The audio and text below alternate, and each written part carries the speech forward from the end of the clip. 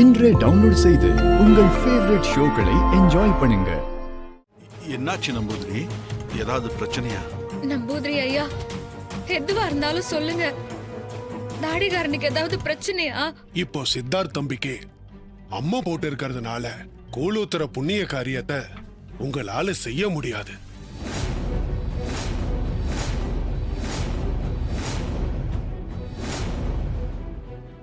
சாமிக்கு கூழ் ஊத்துறது அம்மனுக்கான நேர்த்திக்கடன் தானே சாமி. சித்தார்த் மேல ஆத்தா இறங்கிருக்கா. கூழ் ஊத்துனா அவ மனசு இறங்கி ஆத்தா இறங்கிடுவாள்ல. கோயில்ல இருக்கிற அம்மனை வீட்டுக்குள்ள வர வச்சு அவகிட்ட வரம் கேட்கறதுக்காக தான் இந்த கூழ் ஊத்துற சடங்கை நாம வீடுகள்ல செய்யறோம். அவ மனசு குளிர்ந்து நமக்கு அருளை வாரி கொடுப்பாங்கறதா ஐதீகம். இப்ப நீங்க தானே சொன்னீங்க ஆத்தா சித்தார்த் மேல இருக்கான்னு. அவளை நாம நல்லா கவனிச்சுக்கிட்டா இங்கேயே தங்கிடுவாளாம் அப்படின்னு சொல்லுவாங்க. அதனாலதான் இப்போதைக்கு இந்த சடங்கை செய்ய வேண்டாம்னு சொல்ற மோளே. நம்பூதிரி ஐயா, என்னென்ன பண்ணணும் என்னென்ன பண்ண கூடாதுன்னு நீங்களே சொல்லுங்க ஐயா. வீட்டு வாசல்ல இதே மாதிரி வேப்பிலை தோரணம் கட்டணும். வீட்டை சுத்தி மஞ்சள் தண்ணி தெளிச்சு சுத்தபத்தமா இருக்கணும். வெளியாளுங்க யாரும் கண்டிப்பா வீட்டுக்குள்ள வரவே கூடாது.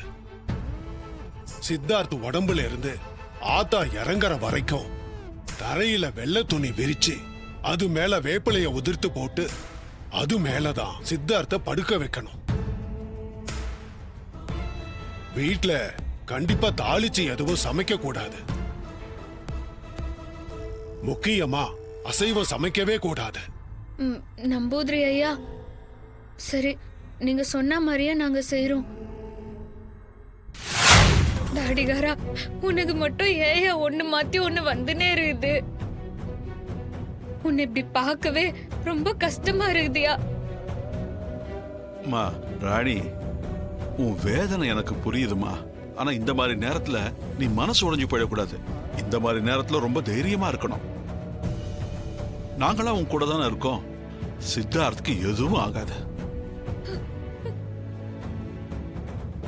இந்த பாருமா ராணி, ஆத்தா எப்படி வந்தாலோ அந்த சவுடு தெரியாம அவளே போயிடுவா. தாத்தா, நம்ம குடும்பத்துக்கு மட்டும் ஏன் தாத்தா இப்படி அடிக்கு மேல அடியா விழுந்து நிறுது? தெரியலமா, பிரச்சனைக்கு மேல பிரச்சனையா வந்துகிட்டு இருக்கு. ஒரு பிரச்சனை முடிஞ்சு மூச்சு விடுறதுக்குள்ள அடுத்த பிரச்சனை வந்துடுது. ஆனா ஒண்ணுமா, கடவுள் எப்பவும் நம்மளை சுத்தி இருக்கிறதுனால நாம எல்லா பிரச்சனையில இருந்து வெளியே வந்துருவோம்.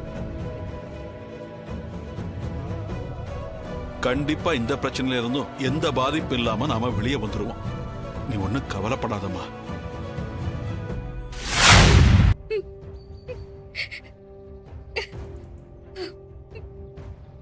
பொம்மி அக்கா, எங்கக்கா இருக்கிற?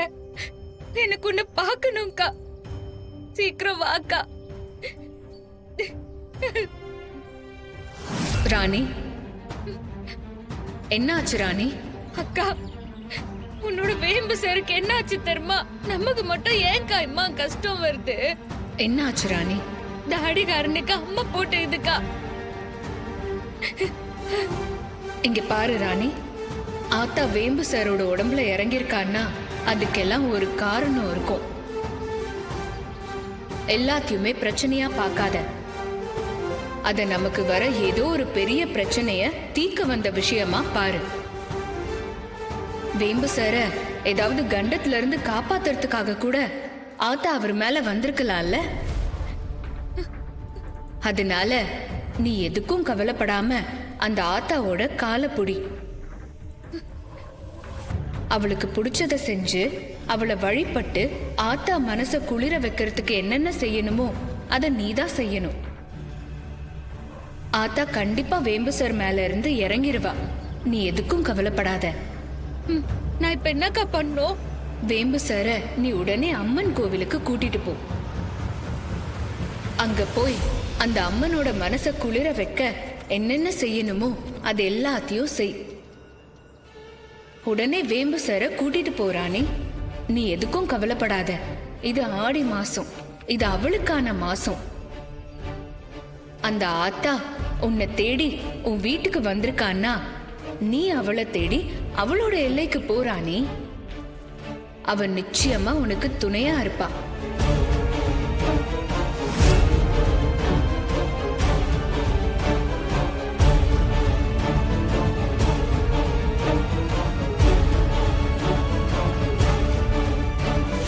சொல்லுங்க தெய்வநாயக ஐயா. நம்பூதிரி ஐயா, ராணி சித்தார்த்த அம்மன் கோவிலுக்கு கூட்டிக்கிட்டு போகணும்னு சொல்றா. ஏற்கனவே கூழ் ஊத்தக்கூடாதுன்னு சொல்லிட்டீங்க. இப்ப அவனை அழைச்சுக்கிட்டு கோவிலுக்கு போலாமா வேண்டாமான்னு கேட்கத்தான் போன் பண்ணேன். அம்மா போட்டவங்கள 3 நாள் இல்ல 5 நாள் கழிச்சு தலைக்கு தண்ணி ஊத்திட்டு தான் கோயிலுக்கு கூட்டிட்டு போகணும்.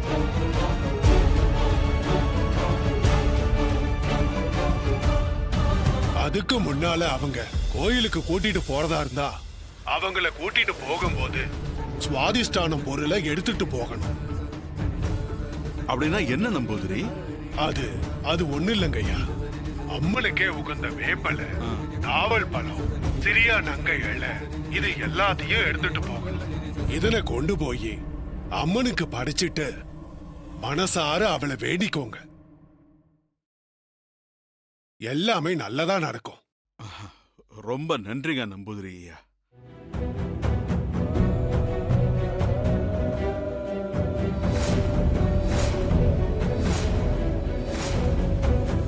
அம்மா ராணி, தாத்தா, நம்பூதிரி சொன்னது புரிஞ்சுதில்ல? அவளை நாம கூப்பிட்டுக்கிட்டு எல்லாரும் புறப்படலாம். அம்மா வளரு, அப்பா. நாம எல்லாரும் கோயிலுக்கு போக ஏற்பாடுகளை செய்யுமா. சரிங்கப்பா. அப்பா, ம்? எனக்கும் ஜான்சிக்கும் ஒரு சின்ன வேலை இருக்குப்பா. அதை முடிச்சுட்டு நாங்க நேரா கோயிலுக்கு வந்துடுறோம். வரேன்ப்பா. உடம்பு ஆமாப்பா. பாத்துக்கிறேன்னு நாங்க வந்துடுறோம். வரேம்மா. இந்த ராணி, முதல்ல நீ இந்த மாத்திரை போடு, அப்புறமா கிளம்பலாம். ஐயோ இல்ல, நான் மாத்திரை போடுற நிலைமையில அருகிறேன். பின்ன நீ ரொம்ப நல்ல ஆரோக்கியமாவா இருக்க. நீ ரொம்ப வீக்கா இருக்கேன்னு சொல்லிதான் டாக்டர் இந்த மாத்திரையை எழுதி கொடுத்திருக்காங்க. அதையும் போடாம போனா ஏன் ராணி இப்படி பண்ற? சொல்றதை கேளு, இந்த அந்த மாத்திரையை போடு. ஏ ராணி, உன்னைய வெளியே போகவே கூடாதுன்னு டாக்டர் அம்மா சொல்லிக்கிறாங்க. ஆனா நீ சித்தார்த் தம்பிய கோயிலுக்கு கூட்டின்னு போய் அவனு அடம் பிடிச்சி ஒத்த கால நின்னுங்கிற. சித்தார்த் தம்பி முக்கியம்தான், ஆனா அவரை பாத்துக்கிற நீ நல்லா இருக்கணும்ல. அது மட்டுமா, உன்னைய நம்பி உன் வயித்துல பாப்பா இருக்குது. முதல்ல நீ மாத்திரையை போடு, அப்பதான் நாங்களாம் கோயிலுக்கு வருவோம். சரி போடுறேன். புடி.